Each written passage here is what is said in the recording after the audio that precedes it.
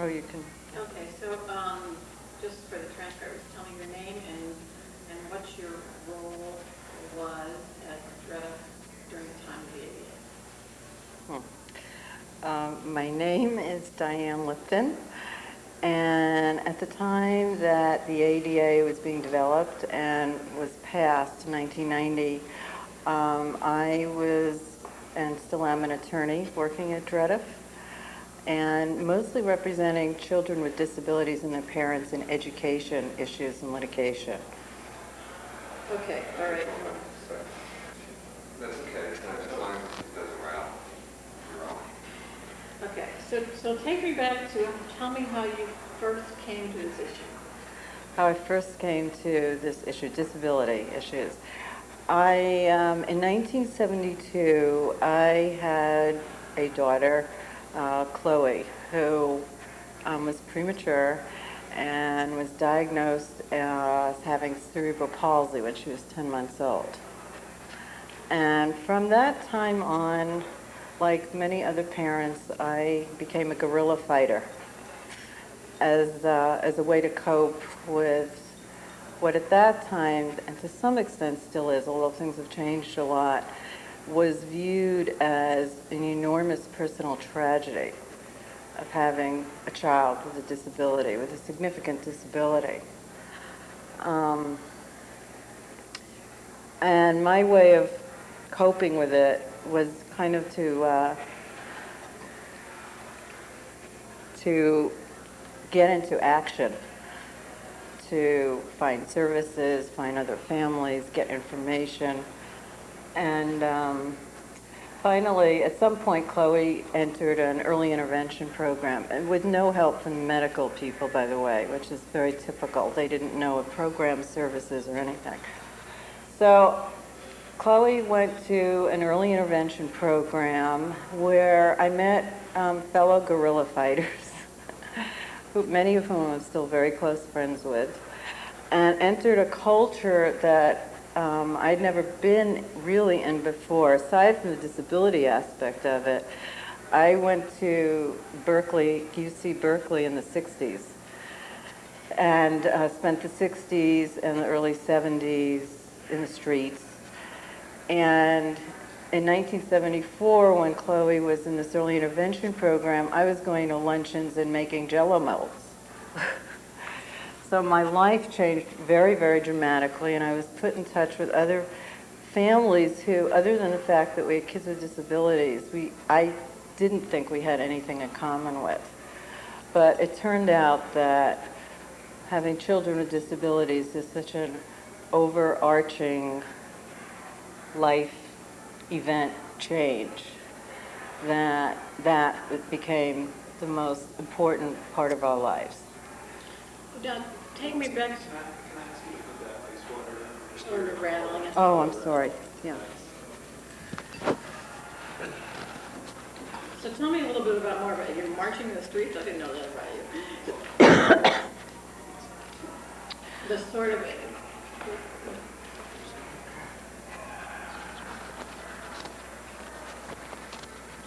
Can you grab that piece of paper? It just fell down into your lap. In the context of what you just said, explain a little bit about the evolution of your politics then from a street fighter in the 60s.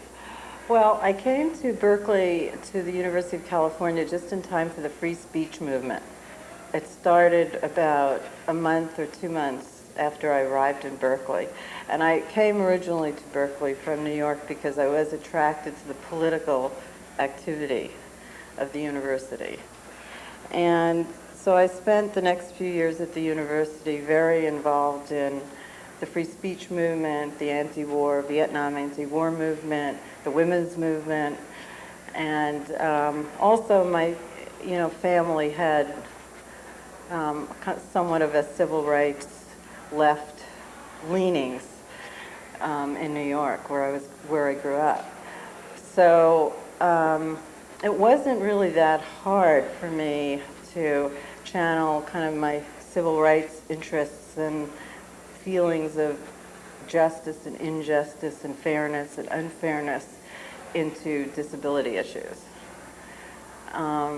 And in fact, it became a very kind of positive thing for me eventually. Not initially, it was very, very difficult to cope with the isolation, the uncertainties, the anxiety, everything that comes along with a diagnosis that your child has a severe disability.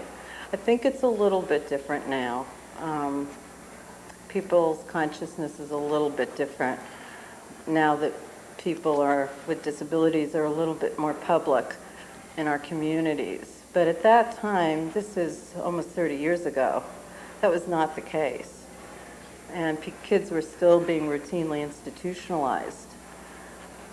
So, Okay, yeah. but from the time that Chloe was born, and again, I just think this is something that people don't understand about parents. I mean, did it take you an afternoon to get into the disability rights movement? Tell me the evolution of your thinking, and at what point you got pissed.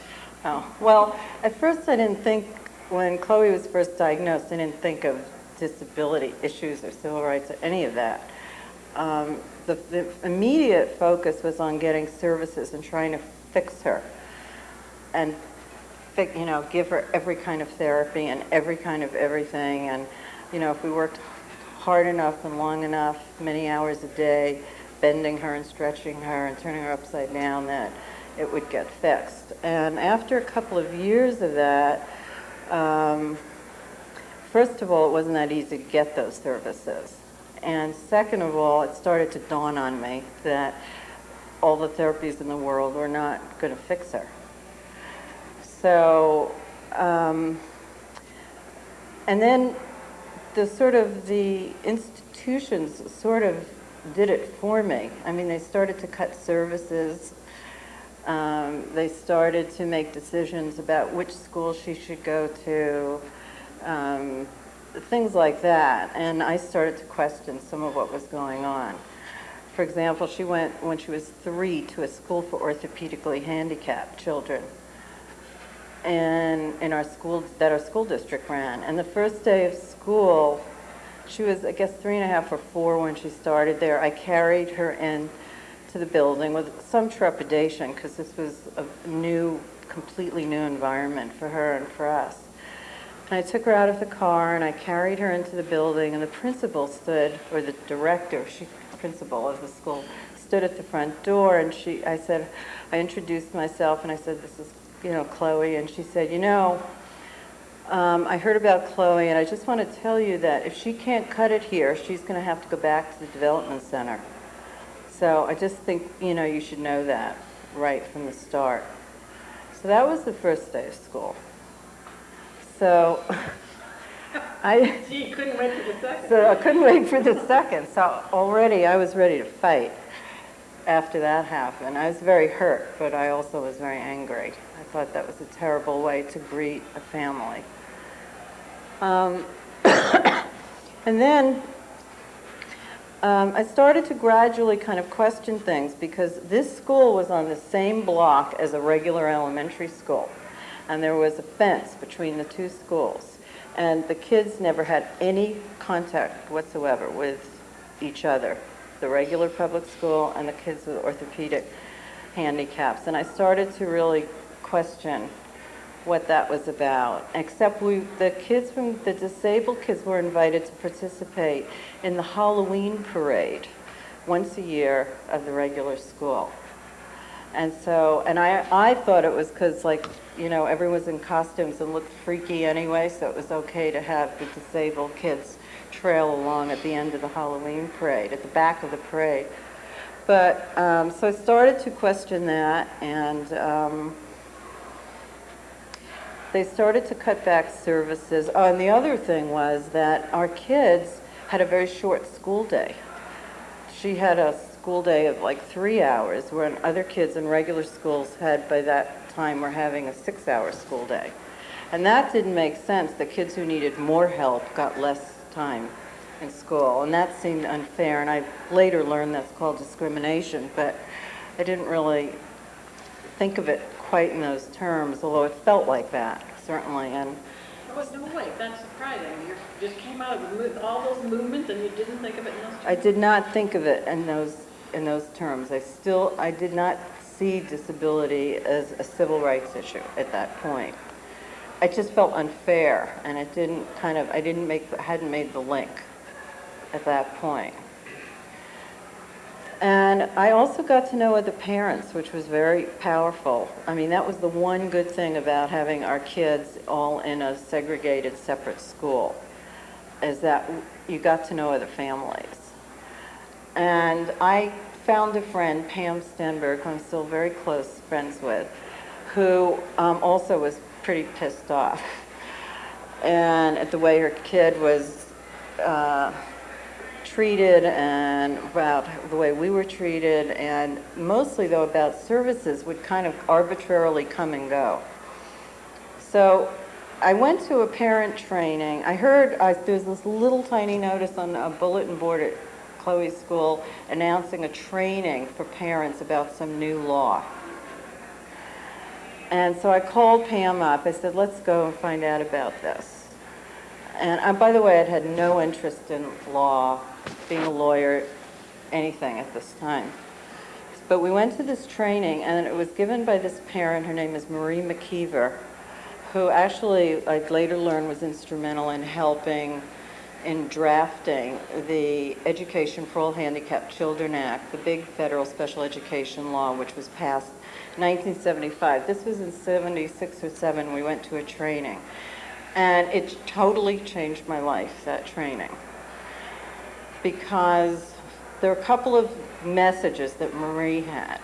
One was that, our kids are great. They're great. They're just like every other kid. She had 5 kids. She loved her disabled kid just as much as she loved her other kids. They were as worthwhile and important as any child. Secondly, she said that we as parents knew more than any of these professionals did about our kids. And that was a very powerful message, because most of the parents there had been to many meetings of sitting in a room full of 10 professionals. I had this experience a number of times, and each professional, psychologist, speech therapist, psychiatrist, teachers, they would all go around and give their reports about your child. Sometimes you would sit there completely glazed over for a number of reasons. One, it was really painful to hear their opinions about what your child will never do. Secondly, sometimes it didn't even sound like they were talking about your kid, because they knew they'd had such limited experience. And with kids with disabilities, there is some kind of mother or parent love which connects you to intuitively understand and be able to communicate with your child that I think people who haven't experienced it don't understand.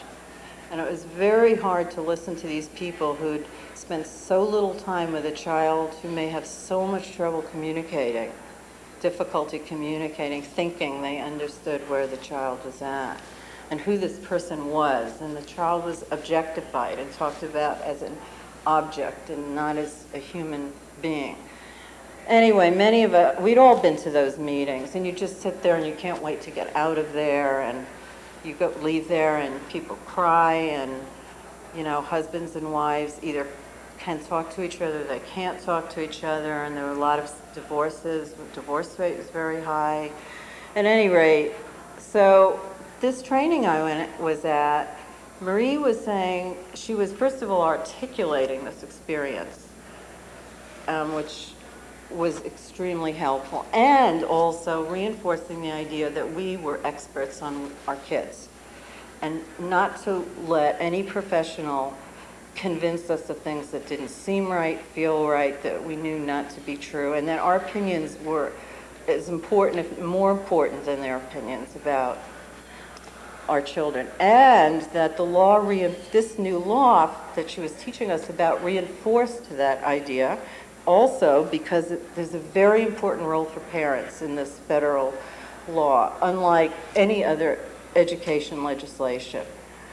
If you have a child without disabilities in public school, you basically have nothing to say about their curriculum, who their teachers are, But this law said that recognize the parents are experts in their children, on their children's needs, and have to be part of the education decision-making team. And that's really a very kind of revolutionary idea, this idea of sharing decision-making and authority with parents. For school officials, it was very difficult to kind of readjust to that kind of relationship. At any rate, This is tape. We can stop and start Yeah. anytime you want. So this is your first. that was my first kind of experience with starting to kind of see things from, in a less sort of personal way, and see that these are issues that affect a lot of people, that there's some kind of national policy about, and to see it sort of in a little broader way. So you go home that night. I go home that night, and first of all, I felt a lot better about Chloe. I mean, it wasn't just a political message. It was a really important, emotional, personal message that she communicated to us. And so I felt better about Chloe. I felt better about myself. And I continued to question what was going on. I got a copy of this law, and it was something I could read and understand. And my friend Pam read it, and we showed it to a couple of other parents. Some parents were scared, but at any rate, then we started, questioning what was going on in the school, and why did the services stop and start, and didn't it say in this law that, you're only supposed to change services in this way, and the school seemed to barely know about the law, and there's also something about least restrictive environment, and the provision about that in the law, which talked about kids with disabilities be educated with kids without disabilities. So that I started to begin to question a little bit more the separation of our kids from all other kids. Well, and then at any rate, at some point, the school made a really big mistake, and they sent a letter home to all the parents saying,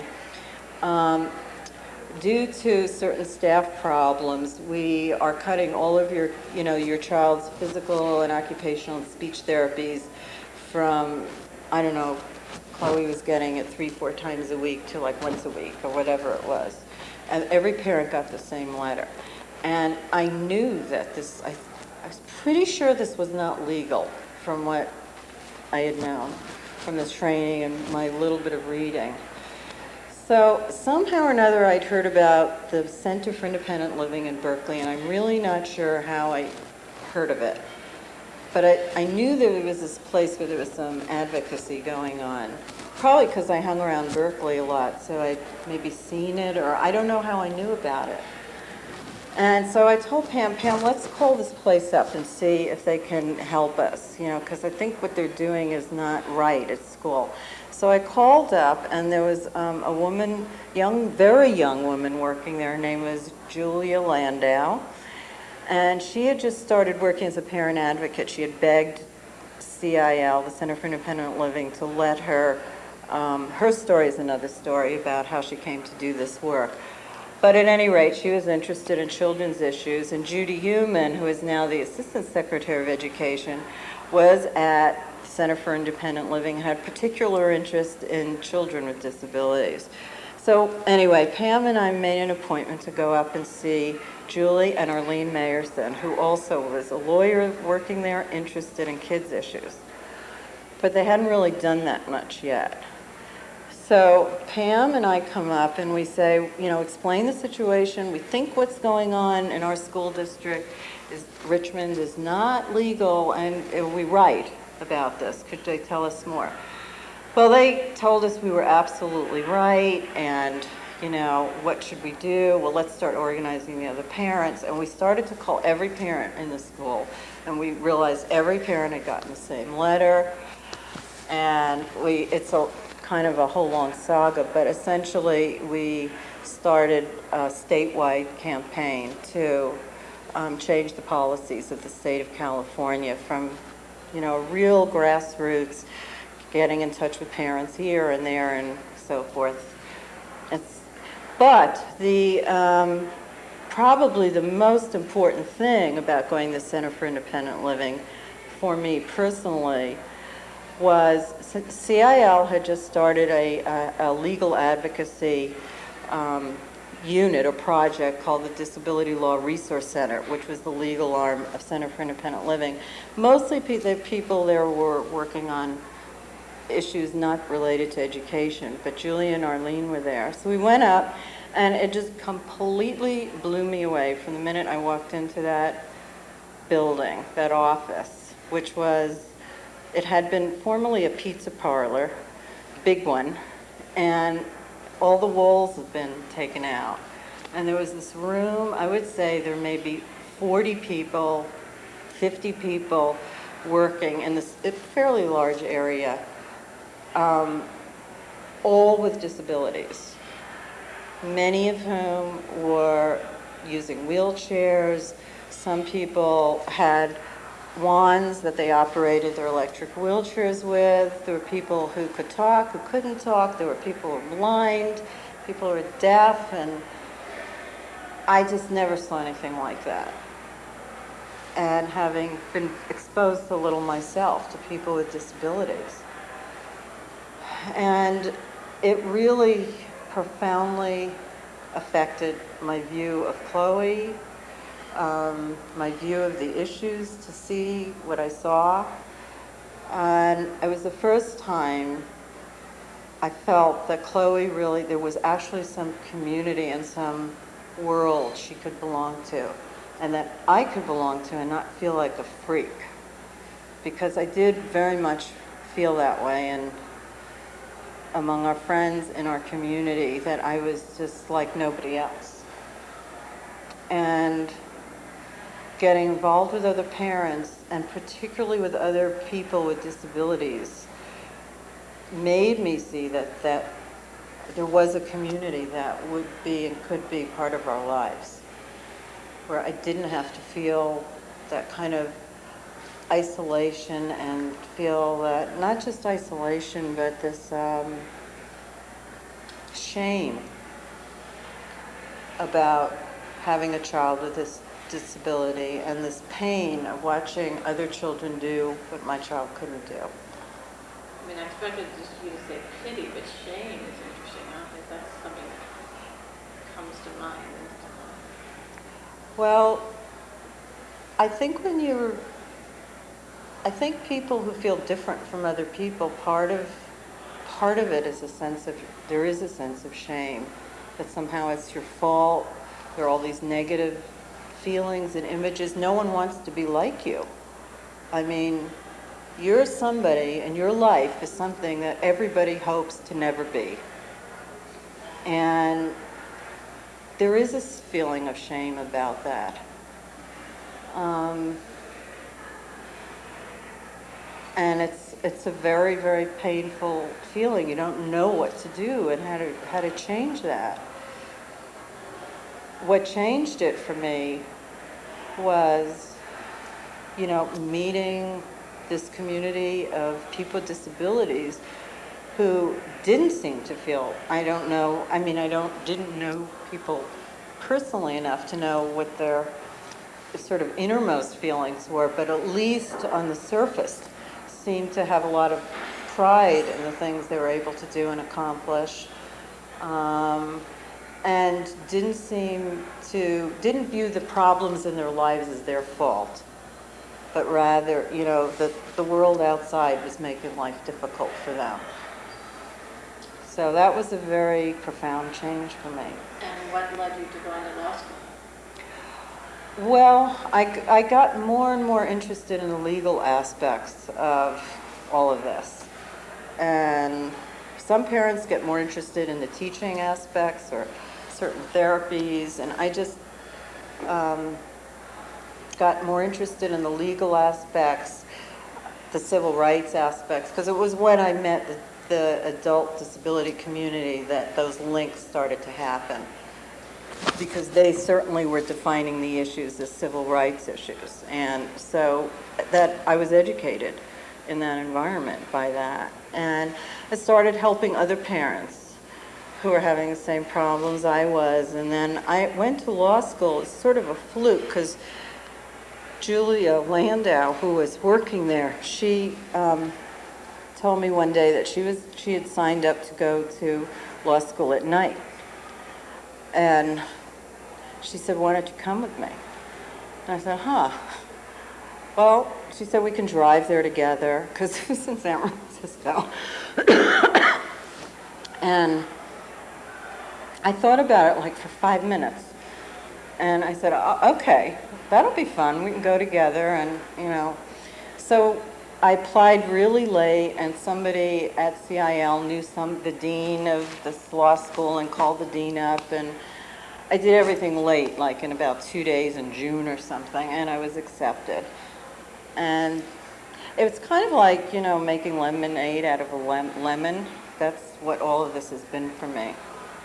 And At what point did you become aware, it must have been before law school, but aware of the scope of the discrimination beyond Chloe and beyond the parents in your neighborhood school? And can you sort of describe what you found out? Give me a snapshot of discrimination.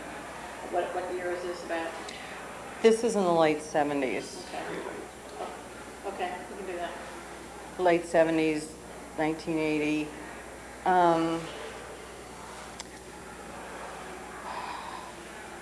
Well, at the time, the DLRC, the Disability Law Resource Center, which later became DREDF in 1980 or so, 81, 79,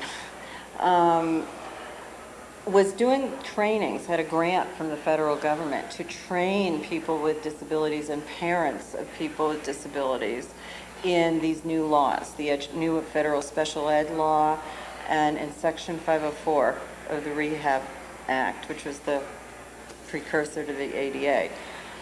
And I was asked to be one of the trainers to train parents on the education law. And I think that was when, and I started to actually go to the trainings and hear about this other law and see the numbers of people, disabled people, coming to those trainings, and that were going on all around the country. And it started to really dawn on me what you just asked about the scope of the issues was, you know, really broad. Education was, you know, a piece of it. There were all these access issues. I never questioned really, you know, why we had to struggle getting into places, buildings. I didn't really question it so much or think it should be some other way until I was educated by the disability movement. Okay, let's change it.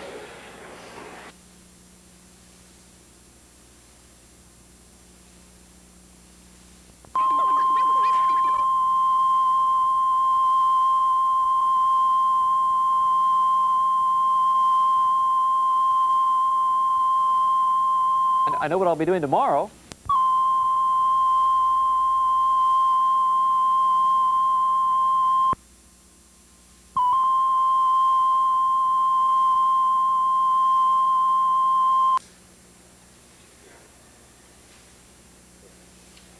Yep. Okay, so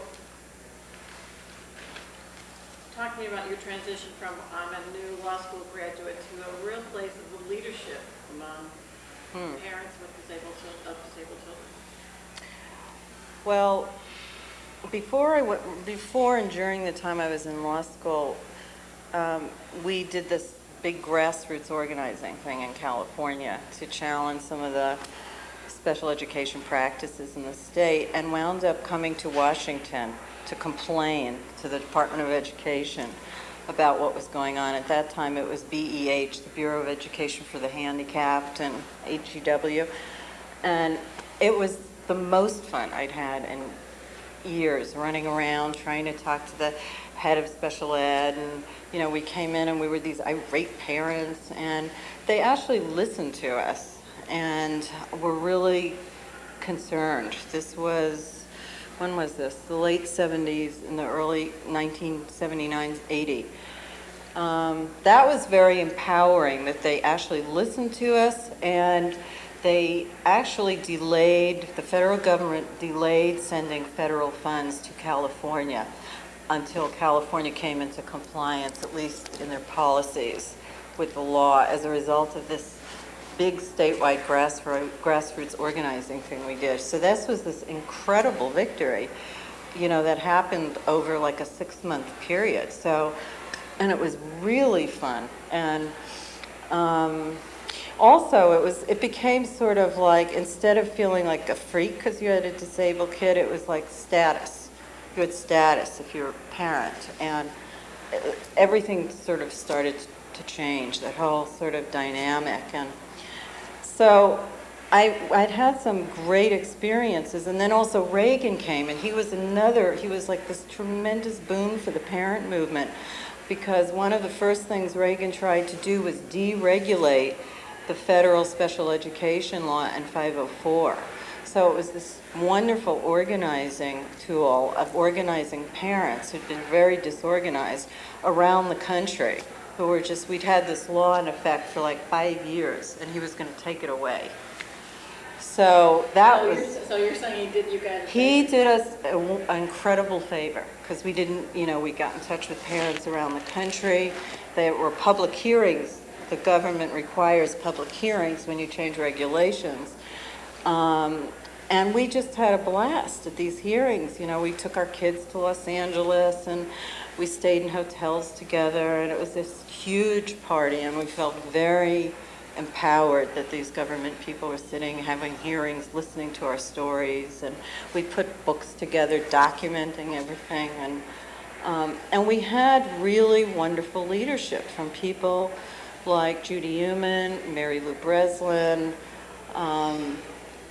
Arlene Mayerson, who really taught us what to do and how to organize ourselves and how to document what was going on and how to speak to the media. And when I was in law school was almost like,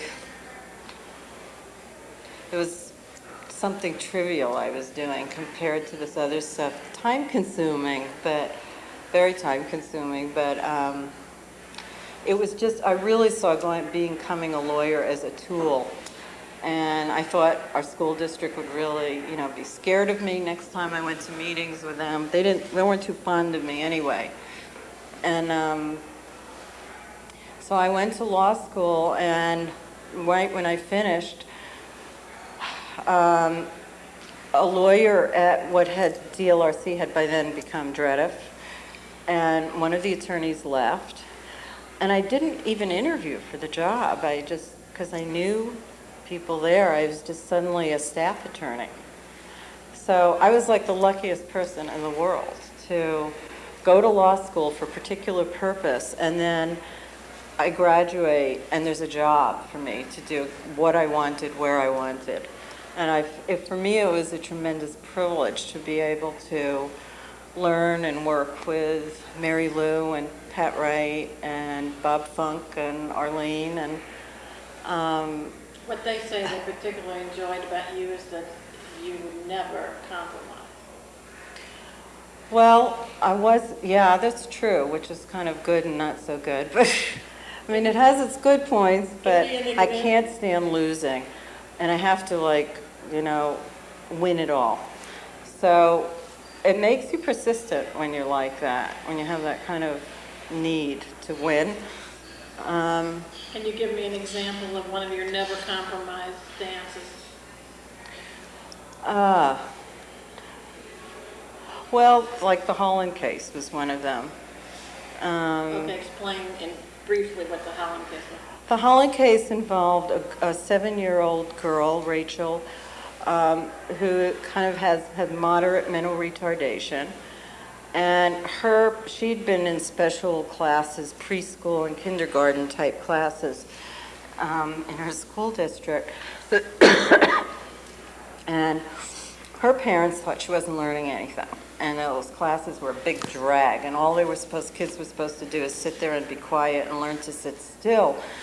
Whereas in regular kindergarten classes, that's not what kids are doing. They're, in a good kindergarten class, they're active and involved and up out of their seats and doing things and talking. And that's not what special ed classes, the kids mainly are taught to sit still and be quiet.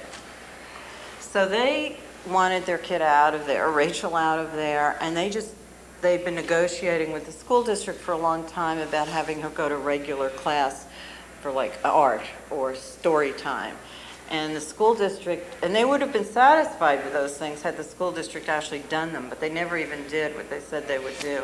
Finally, they were just completely fed up after a couple of years of this, and they said, you know what, we just want our kid in that regular kindergarten class next year. None of this back and forget it. We just want her in that class. That looks like a nice class for her.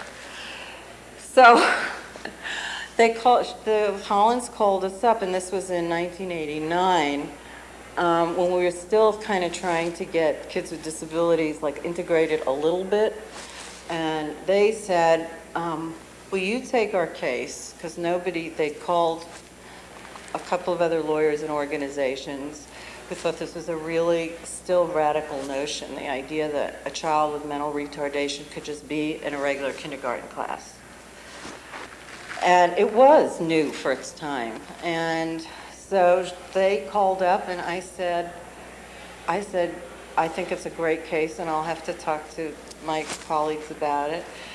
And we took the case to DREDF's credit, that, and it took no convincing whatsoever. And other organizations thought we were a little out there and we were a little, this was a little overboard, and this idea of children with mental retardation. I figured if we could get a child with mental retardation full-time in regular classes, surely then kids with only physical disabilities, there's what could possibly be the justification for putting them in special schools and classes and so forth. So we started the case, and anyway, it's a long 5-year saga, but we won at every step. We went through a very lengthy administrative hearing that went on for about 3 weeks. We won that. We went to the school district appealed to federal court. We had another trial in federal court. We won that. In district court, they appealed to the Court of Appeals. We won that. And then the school district, now with the support from school districts around the country, appealed it to the Supreme Court, U.S. Supreme Court. And the Supreme Court, fortunately, declined to take the case because it wasn't a court we thought would necessarily see the issues very favorably. And it let stand a Court of Appeals decision, which was terrific, based on a federal judge who was actually not a civil rights judge. She was kind of a moderate, scholarly judge who he just got it because we had these kind of young, energetic educators talking, and a teacher who had worked with Rachel in a private school, just a regular teacher, second grade teacher by that time, she was in second grade, who was just this, like the second grade teacher of your dreams for any child. And she came to court and the judge started to ask her questions after we examined her, and she said, look, he said, do you think that her program, which involved a lot of work on language development and socialization, could be done in your class? And she said, Your Honor, I'm a second grade teacher. What do you think we do in second grade? We're trying to socialize kids. That's really what it's about. And she said, I was really leery when they, at this private school, asked me if Rachel could be in my class, and I never had any experience with this, and I said, I'll try it. And then she told these stories. It was like people were sobbing in the courtroom about how the kids supported her and came to love and respect Rachel, and how the kids who'd felt out of it really felt great being able to help her. And she was just viewed as another kid in the class. And she said it turned out to be an incredible experience for the other children. And What was the part that you, Well- the never compromise part? well, the school district offered to settle the case a number of times. And we would have meetings about whether or not we should settle according, along the terms that they had offered. And there were pros and cons. It was a complicated issue. And I felt very strongly that we should not settle, that we should go for the whole thing, that her right to be in that class, period, with support services to make it work. Not everyone agreed that that was the best course. Her parents, they were ready for it. I mean, they really were, and it was a tremendous personal cost to their family to go through this. There was tons of publicity about it. There were many newspaper articles citing the school district, saying she had an IQ of 44, and the school district did some very nasty things, but they were willing to go for it, and I felt very strongly that it was the right thing to do, and DREDF totally supported it. And it turned out we won, and it's part luck, part skill of some of the Arlene and some of the other people who made a lot of the strategy decisions. And so I think we did the right thing, and that case set precedent for thousands, hundreds of thousands of kids in the country. So how would you describe your role, how you were seen within the context of the parents' movement and the Rachel Holland case, and what's been your contribution? My contribution, well, my contribution has been, I don't feel like it's really my contribution. I feel like I just, had an opportunity that a lot of other people could have had and would have done the same thing, because it was, the right time to do certain things, and the organization I worked for really wanted to push things and change things. The times that I feel like I've contributed the most are not having to do with these big cases or other national policy things we work on at DREDF, but more when I do little trainings with parents. And, some parent feels like the training has been really helpful in terms of giving them good information about their kids' rights, but also feeling like they can do something.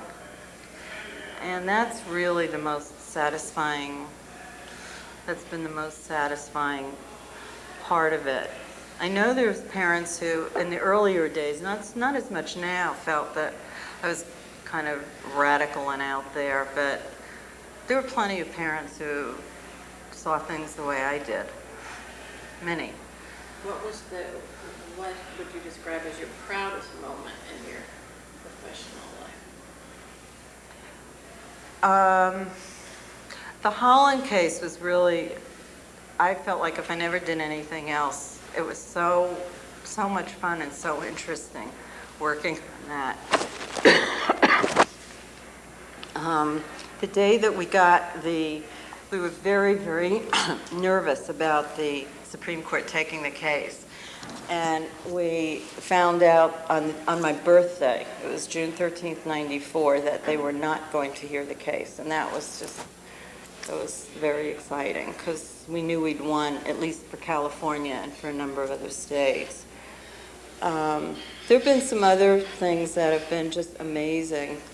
Louise Fuller's case in Bakersfield, that was an incredible experience, meeting this very disabled teenager and this group of Latino kids who had just decided she was their cause, and they weren't going to let the school district put her in some separate place. And they started to picket their school board and call the media. They called me, they got my name from somebody and called and said, would you help us? And again, it was kind of a fluky thing. I said, well, I can help you if Louise's mother calls me. I can't just represent her without her mother's consent. And so her mother called, and that was an amazing experience too, spending time with this group of tough Latino high school kids in Bakersfield, California, who had somehow decided that this girl who couldn't talk, walk, feed herself, was their friend. And they wrote rap songs about her, and they took care of her. She had diabetes. The kids learned to give her insulin shots.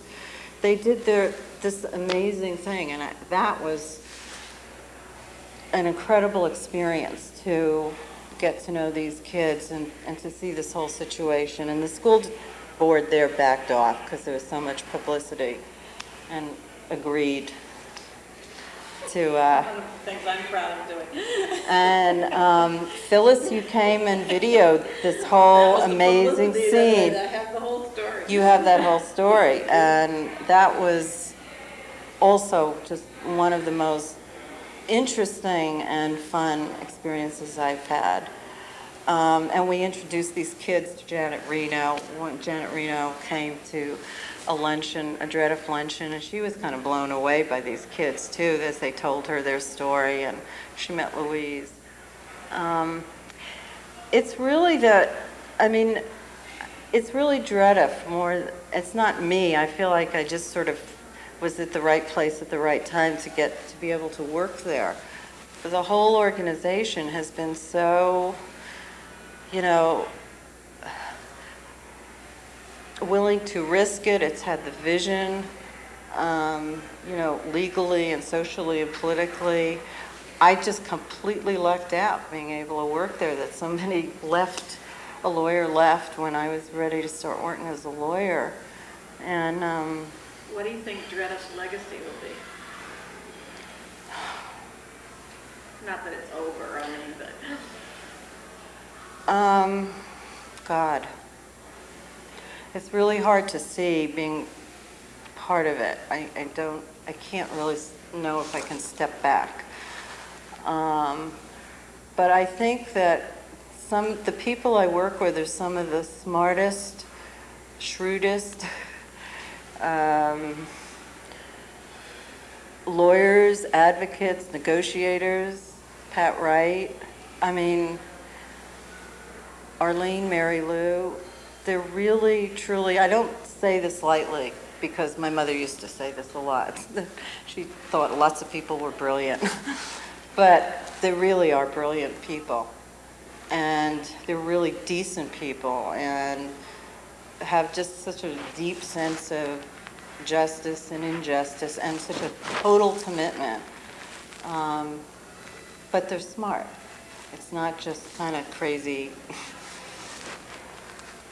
They're really shrewd. So it's been, for me, I feel very junior to them. It's been, I feel really lucky that they sort of embraced children's issues, because they did that before any independent living organization or disability rights organization. Nobody had done that. And true to their real understanding of these issues as civil rights issues, they understood what Brown versus Board of Education was about, and why in the Black civil rights movement, education became the legal focus of the battle very early on, and why that was the case. And the people at DREDF really learned those civil rights lessons and understood that. So they embraced education issues and children's issues in a way that nobody else had, and it kind of merged. for parents who became involved as either clients or friends or volunteers or whatever, you know, like just as I benefited when I came, and it opened up this whole kind of world and this whole idea that my daughter actually has a future. It's also been a very profound experience for other parents to have that joining of the adult disability community. So tell us about So- Chloe. Well, Chloe she's doing great. She's a real, I've learned a lot about determination from her, because she's an incredibly strong-willed person. She's 28, and she has some moderate mental retardation. She's physical disability. She uses an electric wheelchair, which Judy Human showed her how to use. And she has vision disabilities and various things. And she's just a great, incredible person. She's just, you have to get to know Chloe to get to know Chloe. And she's really warm, empathic. She has a wonderful sense of humor. And she's a real fighter. And now she's living in her own apartment with 24-hour personal assistance. And next week she has a job interview. I just learned this today, that she has a job interview to work at Old Navy near her apartment, which would be a riot. She has a very, very full life with a lot of young, energetic people who work with her, and she goes to bars and dancing and Not the life that you first... not the life the first thing I envisioned was institution when she was older. When I'm not around to take care of her, I thought she'd have to be in an institution or in a nursing home. Now I know we're very fortunate. There's an excellent agency called East Bay Innovations that coordinates all support, her life, basically, her dentist appointments, make sure she goes to the party she's invited to, and everything. And I know that I know two things. That if I am not around to take care of her forever, which I won't be, that there is a system in place that we've had to fight for. Fighting it's endless. But there is a system in place to make sure she has a good life, and she has a community that I know really loves and cares about her, and will step in, and has stepped in, to advocate for her and to make sure she has what she needs. I feel very confident about that. So she has become your legacy. She really is, because every issue that I fought for professionally, I have fought for her. And I've learned how to do it professionally by doing it for her. And she's maybe the life she has now is maybe my greatest accomplishment, and the thing I'm most proud of. I'm most proud of her. My family's also been wonderful. Chloe's stepfather, my husband, has been really terrific. He was really drawn to Chloe from the first time he met her. My parents, my brother, and his family, they've all been enormously supportive, always. So that's not always true for many families. Sometimes their families actually reject them and just can't handle it, don't want to deal with it. And my family was always extremely supportive and also loved and treasured Chloe. So I've had lots of things going for me that have been, luck, happenstance. Most people don't get that direct relationship between their professional accomplishments and their daughter's life. That's true. And I feel extraordinarily lucky that these parts of my life have merged, for sure. And I don't feel this separation between my personal life and my friends and the people I work with. It's kind of like I live in this tribe, and it's Berkeley, and then it's coming to Washington, and it's going to parent conferences. I know parents, from all over the country. I love going to those, the parent meetings where, like I say, it's like status if you have a kid with disabilities, and, parents now are really become fighters, and their expectations are much higher now than they were than I had when Chloe was little. The world's changed. And the parents I talk to now of young children, they expect their kids to be in regular classes. I mean, we would have thought that was like insane. And their expectations have changed. And I think it's terrific. And they're ahead of me. So I learn from them now.